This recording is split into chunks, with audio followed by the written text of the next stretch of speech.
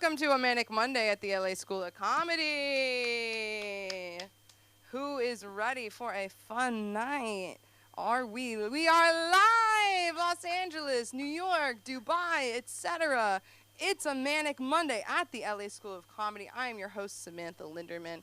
If you're like, that doesn't look like Sunda, or maybe like all of her neighbors and everybody in the world, you think we do look alike. But it's not Cindy Kronquist. But she will be back soon. She's in New York doing her thing. If you're in New York, jealous. But we do have Mark Zaffron here tonight. Producer, man of the hour. And, of course, Billy Ramirez. Everybody, you will be hearing from both of them soon. All my, I was going to say all my dicks tonight. That's crazy. All my jokes tonight were male-related. And it is a male-dominant room right now. So I'm going to put that out there for the viewers.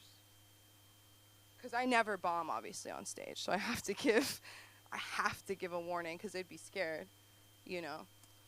Before I do start any real comedy, of course we do. We have so many people.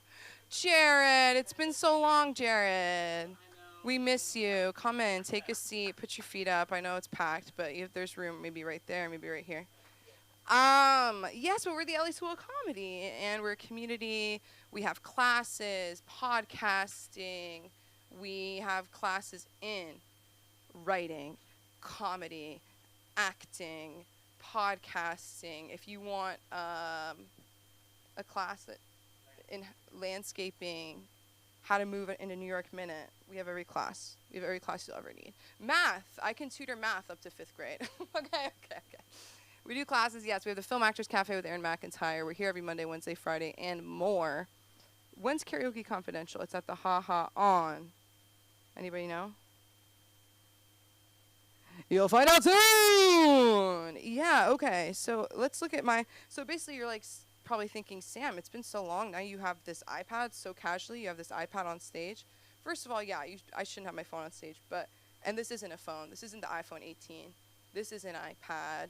What had happened was I left my phone in none other than an Uber. And they already heard it, but basically my friend was taking too long to get into the car. There was a cop trying to get past my Uber. Uber gets a ticket. I'm in the front seat like, all my people-pleasing tendencies were freaking out. And I don't drive, so I've never been pulled over. Like, I felt like my codependency, I was like, we've been pulled over.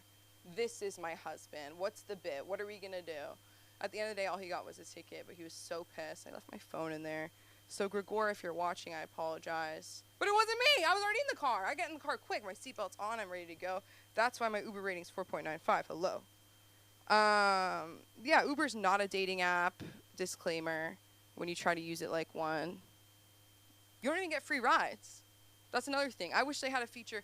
Take your Uber driver out on a date, get a free ride. No innuendo it, of course. But I just mean like that would be, or I was talking to someone about, I was actually talking to another comic about this, so he's probably going to be so pissed that I said it before he did. But, and it's not that funny, but it's a good observation, but if Uber had a $100,000 lifetime membership, nobody else would buy it. Lifetime. Uber anywhere, anytime, lifetime. I would do it. Oh my God, Billy. Stop. Yeah, because if it's like 1 year, that's crazy. Yo! Oh!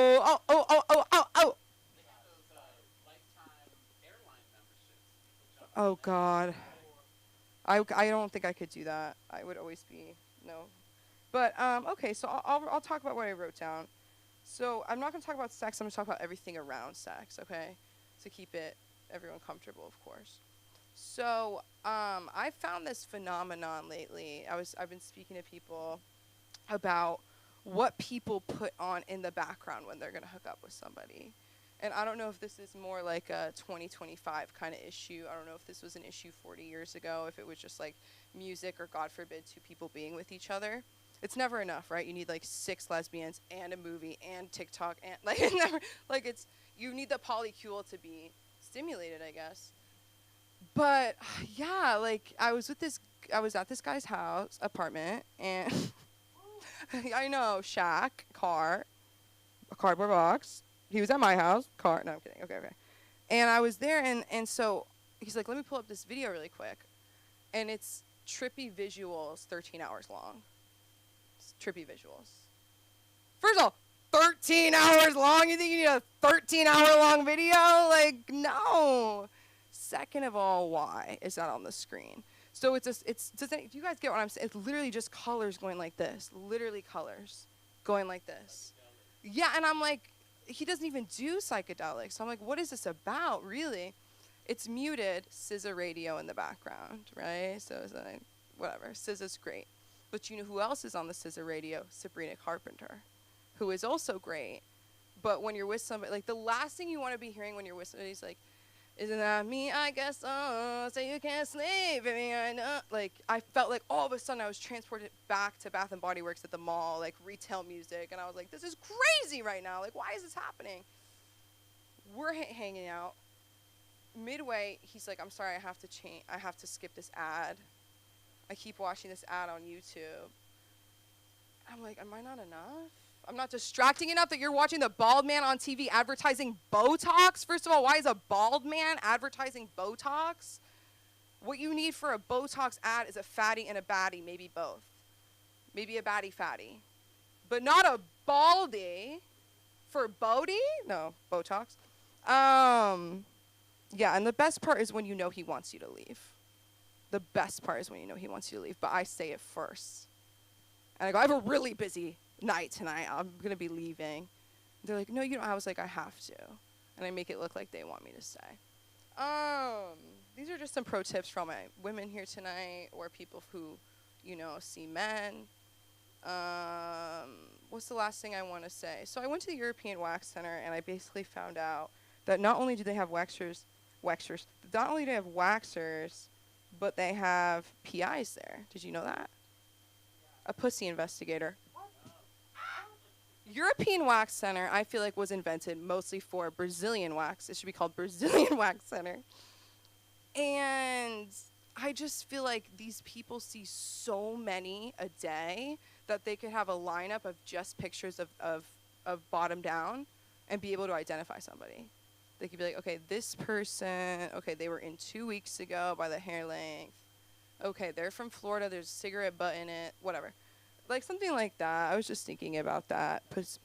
Pussy Patrol.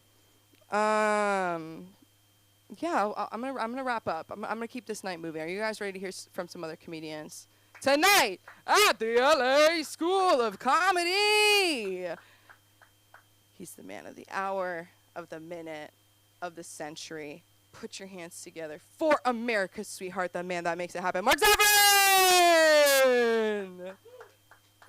He's on his way. I know, and the chair's broken as well. Ow, that chair? Yeah. Yeah, I know who did that. Yeah. Well, anyhow, come to think of, Brazilian wax centers, I'm against them. Because they enable people not to have what. Disgusting. It looks like a chihuahua. It's horrible. Anyhow, so here I was watching TV today. My favorite. My kids don't like me to watch Fox News, but Fox News is funny. So they had the best clips of the Visual Music Awards. Speaking of Sabrina Carpenter, what was that? Her big transgender thing looked like something I've seen 100 times. How many times do you have to use the same choreography? How many drag queens you have to drag out from back in West Hollywood to dance behind you at the VMAs? Think about it. These guys wait for 2-3 times a year to work. All right? And it's just the same posturing and kissing and everything. Be that as it may, she came out of a fucking sewer. That's what it was. There was a manhole cover in the stage. She came popping out. And this is what I mean. I have this bit that I do about there shouldn't be no live ex-presidents. Because there's really no reason to live after you've been president of the United States. Look at what happens to them, when they live. Jimmy Carter, 3 nails and some housing, Habitat for Humanity, he was just a phony. He brought us Venezuela. He was watching that election, didn't do a very good job. Jimmy Carter's a phony and an anti-Semite. How many years do you have to spend in hospice? And the reason because what do they give you in hospice? Morphine. Jimmy was a secret junkie. Think about it. 3 years of morphine, man. Can't beat that. Look at Clinton. There's no reason for him to be around. He's a wreck. Going around with his little defibrillator. I knew he was gone during the election cycle because he turned against Joe Biden. He threw Joe under the bus. It's, if Hillary can't be president, none of you can. You know, but now I have a new thing. Disney stars. After Disney, there is no reason we have to see them anymore. Let's just think about it. Who are the Disney stars that you don't want around anymore? Sabrina Carpenter's pretty well up there. Selena Gomez. Which is the other one? The one in that, I forget the shows already. I saw them all. It's just that they're so cute. Miley Cyrus. They're so cute when they're on Disney. Then they become vile. After Disney, there is no reason for them to be around. Now, they're too young to say that they should die or something, like I wish upon, George and Jeb and Bill and Barack and the worst, the biggest decrepit one. Get that, Jared. Could be your ex-wife. Oh my God. She's looking for alimony. That's what they're always looking for. All the money. She wants all the money. The one thing I never understood, and I hate to pick on you, but we've been talking about this. How did you not know? How did you not know she was banging that guy?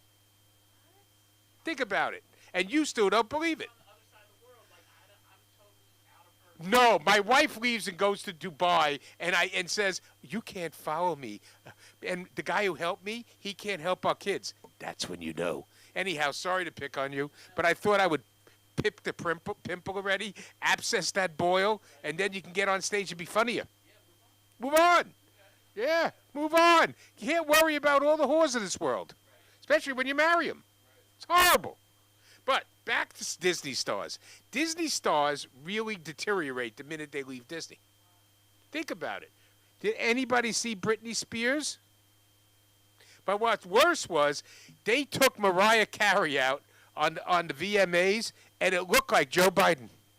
They had a leader. He had one of her dancers lead her out here. You're thinking to myself, God damn it, she's a lot younger than I am, but she isn't as young as you think. Because I remember when I was interviewing to represent her in the divorce. Think about that.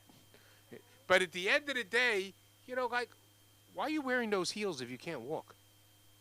Wouldn't you have been better off with flats? Like, she's crippling herself to take a stupid award.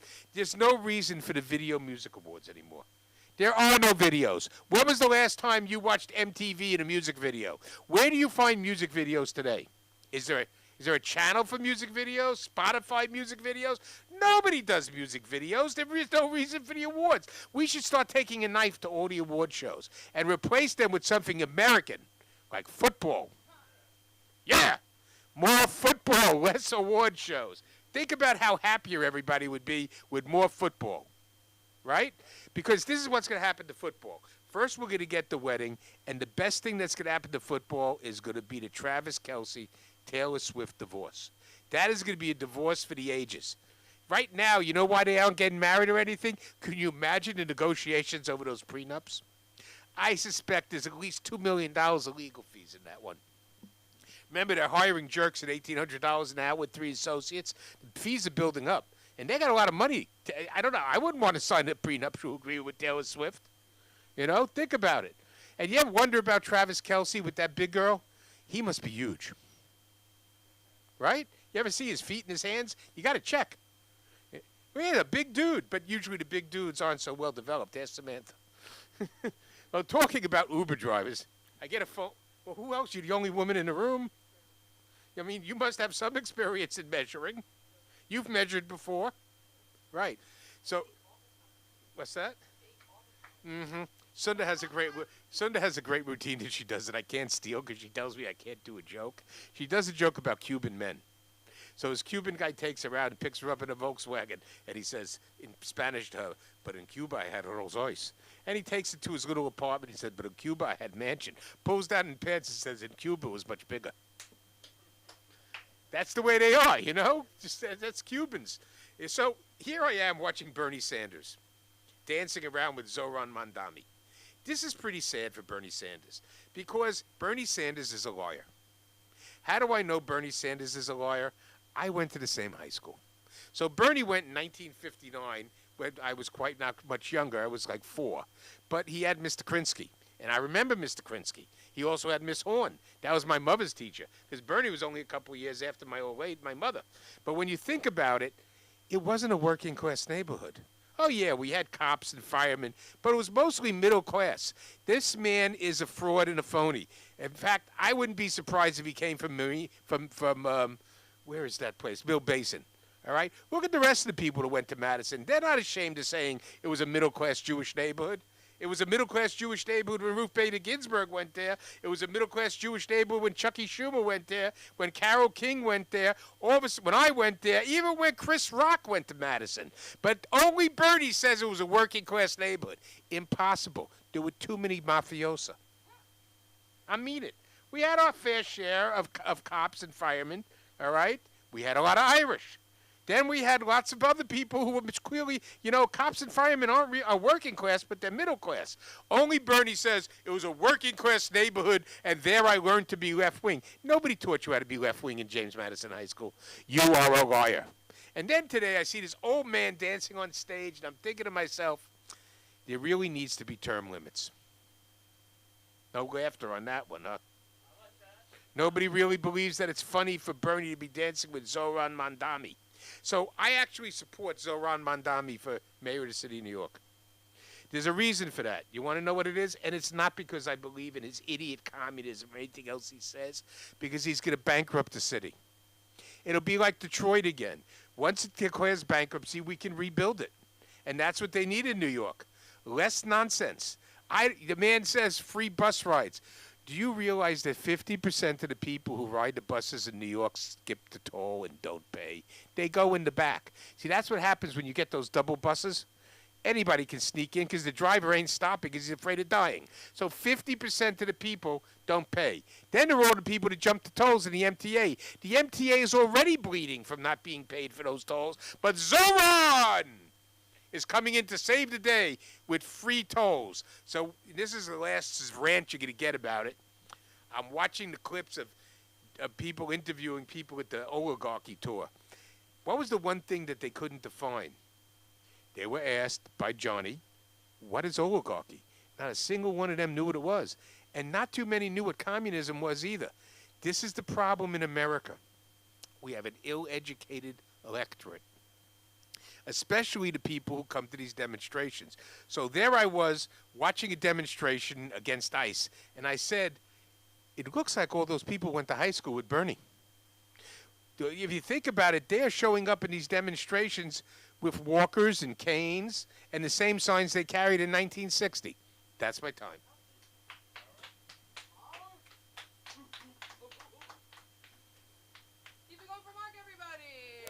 And welcome to Wonder Why. Blue for you, love it. Mint, love it. I love mint more, but everyone's like, okay. What was I gonna say about something Mark said? It was so funny. Oh, I can't remember. It was about Taylor Swift.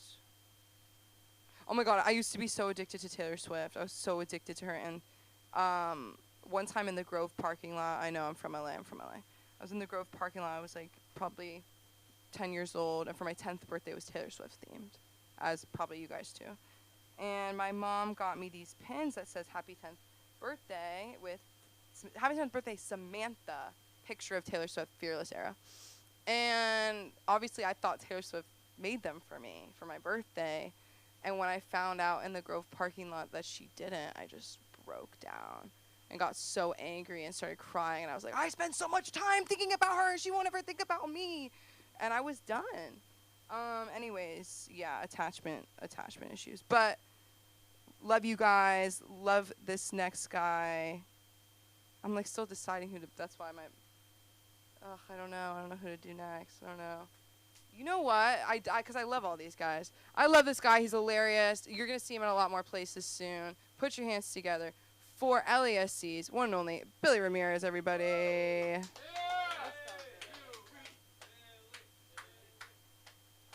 Right, I'm working on some new stuff. Let's get it. All right, what's up, everybody? Just paying attention to the news and what's been going on recently and in the last few months, I've realized that I don't ever want to be 80 years old. It's just, I don't do political humor, but as close to political as I'm going to get is I don't ever want to be 80 years old. 80 years old doesn't seem fun. They say that growing old is a privilege, but they don't tell you how old is old. And to me, being 80 years old, it's just too old. Any 80-year-olds in the house? Like, see, they're not. They have no. Yeah, see, there's. That's my point. Unless you're 80 years old, unless you're a politician, there's really not much for an 80-year-old to do. It's like. Actually, if you're 78, there's not much for you to do. Like, for example, like earlier this year, legendary sportscaster Greg Gumbel passed away at the age of 78. And the New York Post ran an article with the headline, "Details are limited, blah, blah, blah. Greg Gumbel has passed away at 78. And I looked at that immediately. I'm like, my details are not limited. We have all the details, because when someone dies at 78, they don't die because of a head trauma from a kickboxing tournament or, crashing their motorcycle trying to jump a canyon or being gunned down by a cartel for being a drug mule. When you die at 78, you die from 78. It's... sometimes I watch videos of 80-year-olds doing like physical feats, like, doing a track and field race, and I should be inspired, but I'm not, because the only thing I notice is the pre-rigor mortis setting in. It's just, I don't know. And look, I know there's no 80-year-olds here, but if there were, like, just keep in mind that this just comes from a place of deep insecurity. So just bear with me, okay? No, just bear with me, because all right. If I ever, if I reach 80 and have to wear diapers and get treated like a toddler, I just at least give me a boob to suck on, when you're in your 70s, at least at some point in your 70s, you're still kind of spry and have some energy, and if you're in your 80s, it looks like when you wake up, it's just like you're clocking into work again. It's like, oh my God, just another day at this. It just seems like being in your 80s feels like you just picked a number at some sort of death deli, and you're just waiting for it to be called. It's like, oh, here's my number. Yeah, I'll have a pound of pastrami and also a side of eternal rest. If I ever hit my 80s, I'm going to do all the drugs I haven't done yet.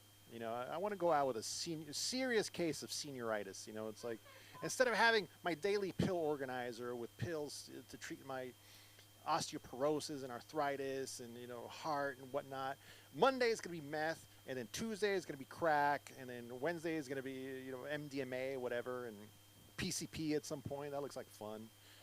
Plus, that'll give someone else a story, when they see an 80-year-old try to carjack someone and then get, taken down by 17 police officers.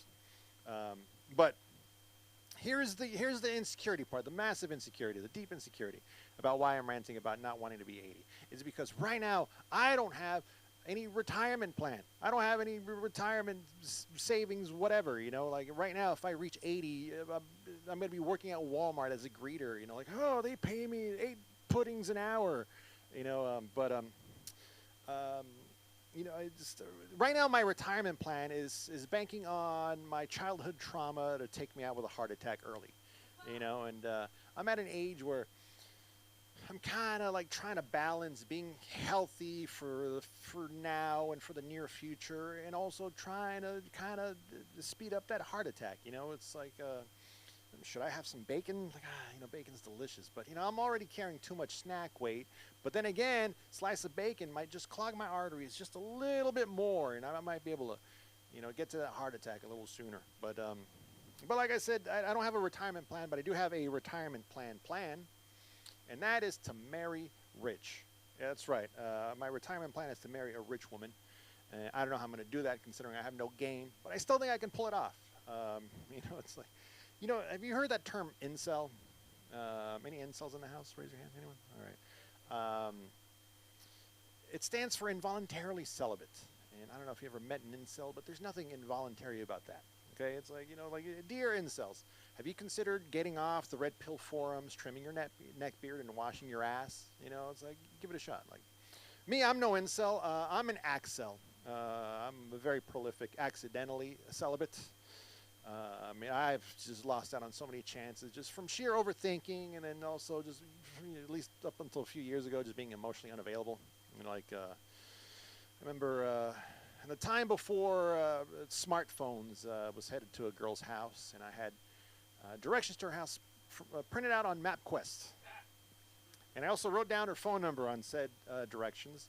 It was a nice summer day. I had the windows rolled down, and whoosh, the directions flew out right out the goddamn window. And that was it. I had no way to contact her, no way to get to her house. So I ended up having dinner at Jack in the Box, and then going home and having a Jack in the. All right, come on, let's be nice here.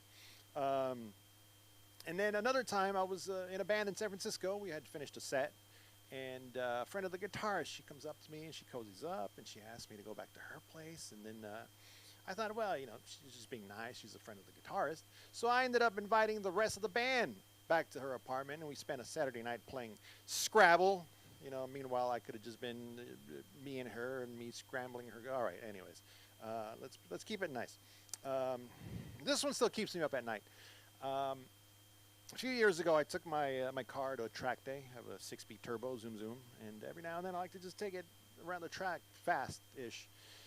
And I met this woman who had a really sweet Subaru WRX STI, and we hit it off, and we exchanged. Not as sexually whatever, but it's 330 horsepower. I'm like, I would risk an STI to drive that thing. I would, yeah, I would. And we exchanged contact info. I made sure to put it in my iPhone and notes, and Gmailed it to myself, and all that, and notarized it.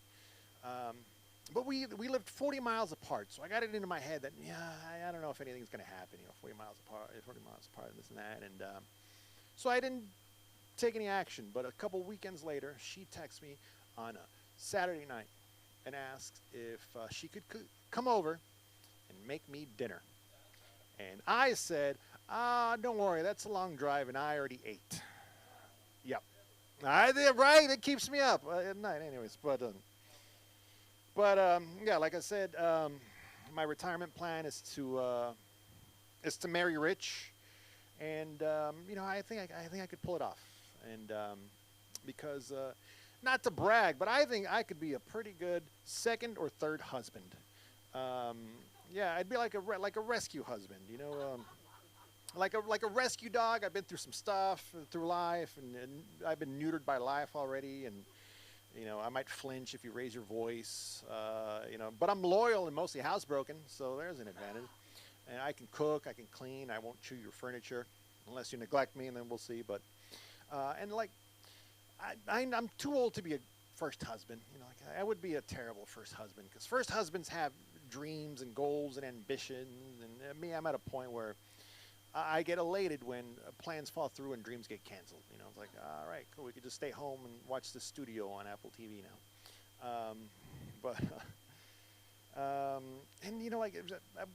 Yesterday I spent most of my day watching football, and I'm already kind of over that. I watched enough football in my day. I'm ready to retire my jersey and pick up a nice flowery tote bag and treat a nice lady to a farmer's market or botanical gardens, or hold her purse at Home Goods, and take the long way with her through IKEA. It's I'll pretend I enjoy the ballet. It's like, this whatever, that flippy pirouette really spoke to me about the human condition. But that doesn't mean, like, just because I haven't been married doesn't mean I'm not experienced. Like, for example, the only woman here, Samantha. Let me ask you a question.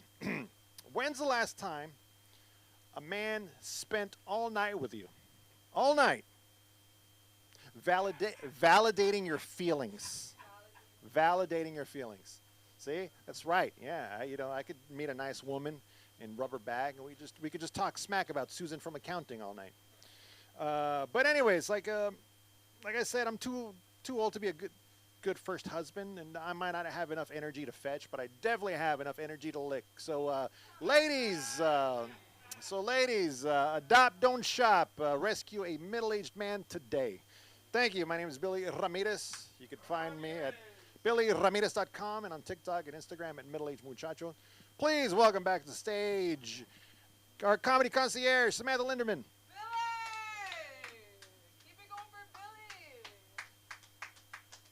Hilarious, dude. I wish Billy promoted his squirrel life more. Like, I love hearing about your girl life, like your life with girls, but the sequel, Life with Squirrels, would be equally or even as great. Anyways, this next guy's been too long. I missed him. Can't wait to hear what he says. Put your hands together. Very funny. Jared! Well, hey, great to be with you all. We're not talking about the ex-wife tonight. I mean, we might be talking about, we're talking about moving on. We're talking about new horizons, new goals, new aspirations.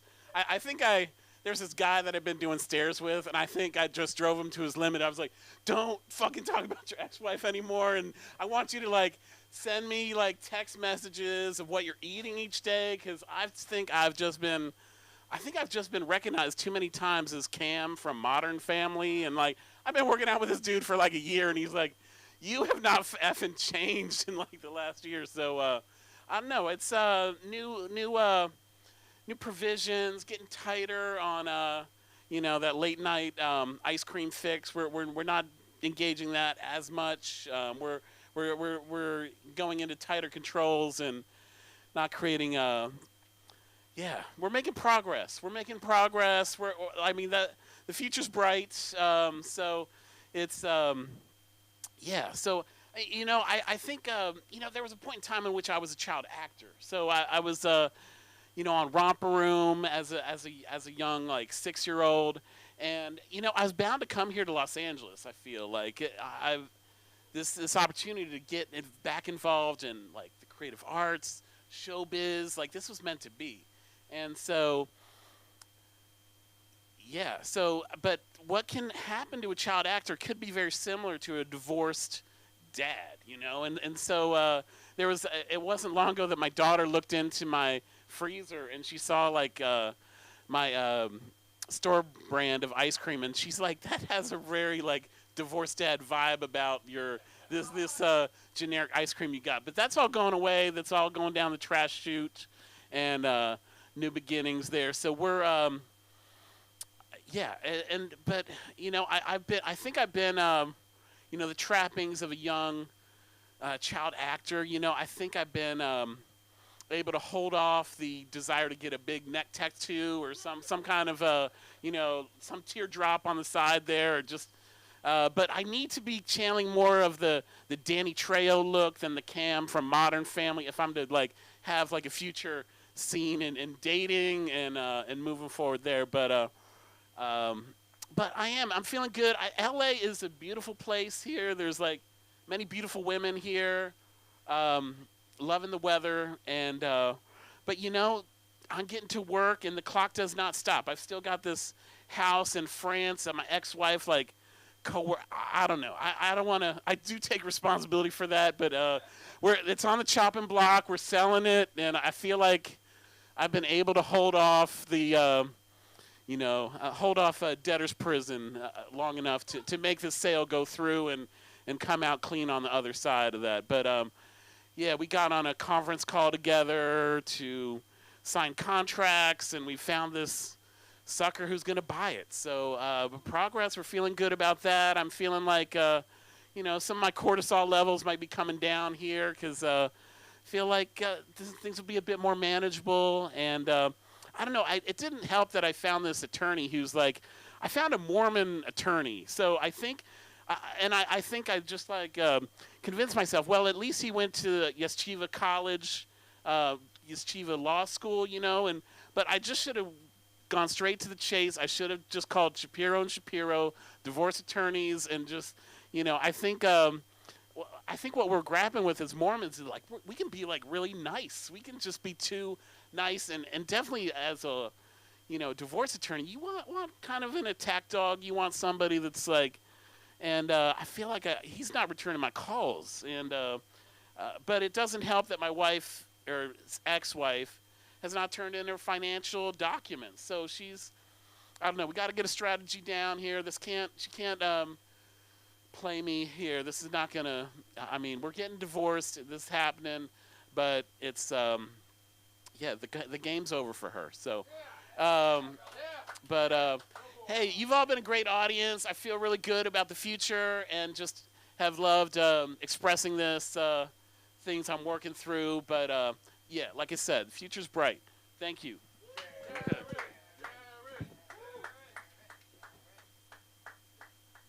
I just want to say it was such a pleasure buying your house in France. You're really so great to work with in real estate. No, I'm kidding. Oh my God, the dream. I know. That's such a. It's like to hear that horror story and then be like, oh, I want a house in France. But it's not. I believe it. I want to hear more about it. I want to hear about. This is what I want to hear about. I want to hear about. I want to. European.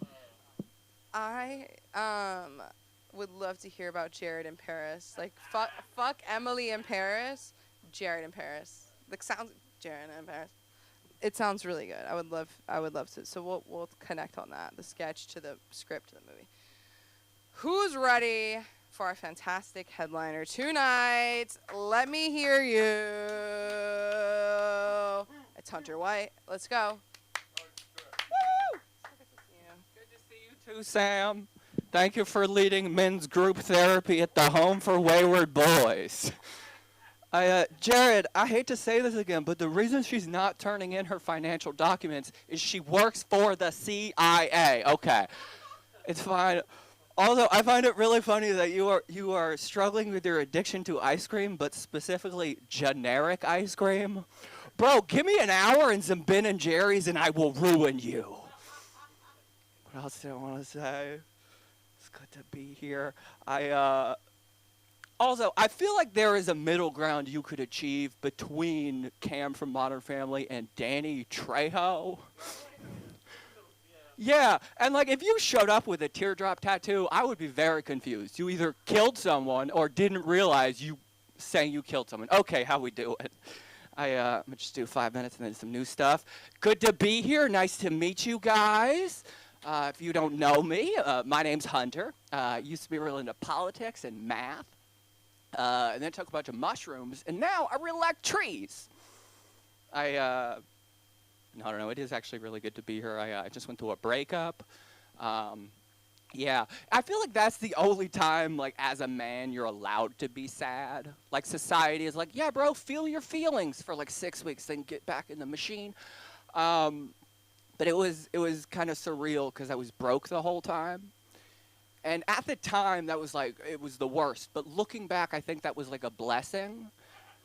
Because like, I couldn't buy anything to like substitute feelings, right? Like I couldn't find peace at a bar or on like a vision quest to a Nevada brothel. I had to like exist in the present, right? Like my finances are a mess. I can't like Klarna a VR headset and just dissolve into an erotic void. No, I gotta rebuild my life in reality. But, you know, people say, like, oh, rebuild your life. And what does that mean? Like, you probably went through it. Like, how do you do that? And everyone tells me, oh, just, like, do things you've always wanted to do. So I came up with a list. The first is I'm going to go skydiving. I've always wanted to do it, and she would hate it, so why not now? I'm going to go up to the last Blockbuster. It's in Bend, Oregon. I'm going to get a T-shirt and a picture. It's like a weird childhood dream. Inner child Hunter would be very happy. And my big dream that I've had my entire memory is I want to go to a place in Sonoma, California, where a photographer named Charles O'Rear took a photograph that later was known as Bliss, or more commonly known as the Windows XP wallpaper. This is my big dream. Comedy is like here. Wallpaper is like here, right? This is all I wanted to do. You know what my ex's big dream was? Like a house in southern France. So, different points in our life, I guess.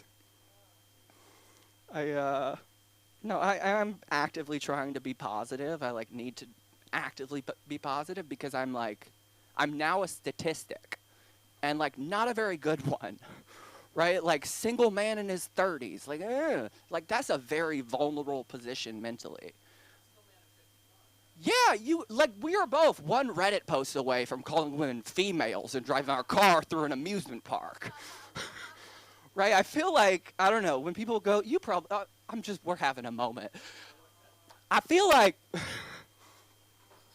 when people break up, they often like change fundamental parts about themselves just like irrationally just because they're pissed at their ex. Now it's weird not being on stage. Now my ex is a queer, I don't know why I did that, is a queer and neurodivergent therapist who works with those populations. So, y'all, if I get too much lead, I will have the craziest conservative arc you could imagine. Just a metrosexual Alex Jones, like, they're putting vaccines in the water to make the trans autistic. Especially because my name is Hunter White. I got the name of a Republican and the complexion of an immigrant. They'll never see me coming. It's fun living with roommates again, kind of. It's weird. Because they're great, they're all really cool, but like, versus like living with my ex, like my roommates, like they don't love me right now. Right? I'm not expecting them to, we just met, but like, I feel like I have to tone me down a little bit, right? Not like misrepresent who I am, but like headphones when listening to stuff about Jeffrey Epstein, right? Right, like first impressions are everything. They don't need to know when I get really into reptilians again. That's for me. I don't know, it's very destabilizing, like the end of a relationship. Like I asked myself some like big questions, like right after it, like 2 days after I like looked at myself in the mirror and I was like, am I gay enough for a glory hole? Right? I never felt any like romantic or sexual attraction towards a dude, but I'm a certain kind of lonely. I could close my eyes and roll those dice. I heard it could be a woman, maybe it's a wizard. Okay, so that was 5. This is, okay, so, I don't know. I do feel like a weird desire, like a calling almost, to, like, get a VR headset. Right? Because, like, I don't want a relationship, but I could make love to a computer. And it's, like, really hacked to be like, oh, it's a different world than when I was single before. But, like, it really is now. Like, AI wasn't a thing 4 years ago. And, like, I could have an AI girlfriend tonight. I could leave here and get in a relationship with a computer. And I know a lot of people are like, Hunter, don't do that. Why would you do that? There's no deep connection, no deep spiritual, emotional love. Yeah, I dated a therapist for 4 years. You know the only thing I'm not looking for? Deep anything. Okay, cool. So this is some ideas. So, I'm like realizing more and more like how not right me and my ex were for each other. And here I am processing on stage again. That never goes well. But like, where we come from, like she comes from like a very like waspy, traditional, upper like middle class, kind of lower upper class, just like very success and yeah, very like traditional, raised with like a strong desire, like focus and push and achieve and strive and make money. And I want to go to clown college. My mama's a witch. Why did she think that this would work out right? I don't know. I feel like her family would have burned my family at the stake. I feel just working through that, I guess. People are like, oh, take all the time in the world you need. I don't know what that means, but I know it's a lot more, because the other day I realized that if I went on a date, I would have to pick someone up in my car. No, it's my car. Stay out of the Prius. It's for me and my trash. I just want to say I'm okay. I'm good.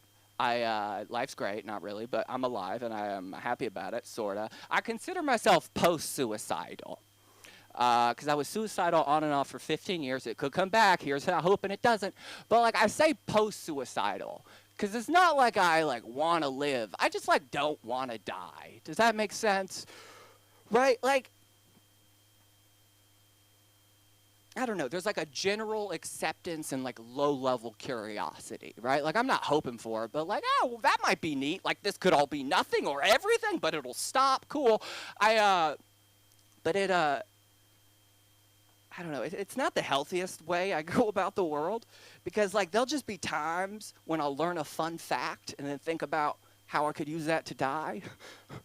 No, you guys know you can die from everything, right? Like water is the classic example. What if I hydrate myself to death? Right? Like I want to leave on a little bit of a mystery. And also at the end they'll be like, well, he did drink enough water. All right, I don't think I have enough for this. I will leave with half an idea. So do we have any racist grandparents? Yeah? So I think subconsciously he was the first person who believed I could make it in show business. No, it wasn't good. Like, so growing up, like when I was real young, I had like this hair, but like it was real big. So he always called me Hollywood. Hey, Hollywood this, Hollywood that. I think he called me Hollywood because he couldn't call me gay. And like he didn't want to use that word. He wanted to use something else. But like he couldn't call his grandson a, you know. But I think subconsciously he saw I had it. I don't know. You guys are cool. Thank you so much. My name is Hunter White. Find me on the internet at My Name is Hunter, and this Wednesday at Flappers, and this Sunday at Flappers. Come out. Go! Keep it going for Hunter, everybody. Yeah, I do have racist. I have racist grandparents, but they're charming about it. So, yeah. You guys are so charming, so amazing. Love you all. It's a Manic Monday. We're here, Wacky Wednesday, Funky Friday. And if you really need us, call us. 310-470-1939. Yeah, am I right? Is it 1939, Mark? Are those the last 4 digits? Woo! Good night, LA! 310-470-1939. LA School of Comedy. It's been a great night. Classes, podcasts, writings, mics, more. Do you think I'm funny? Yeah, probably not. Are we off?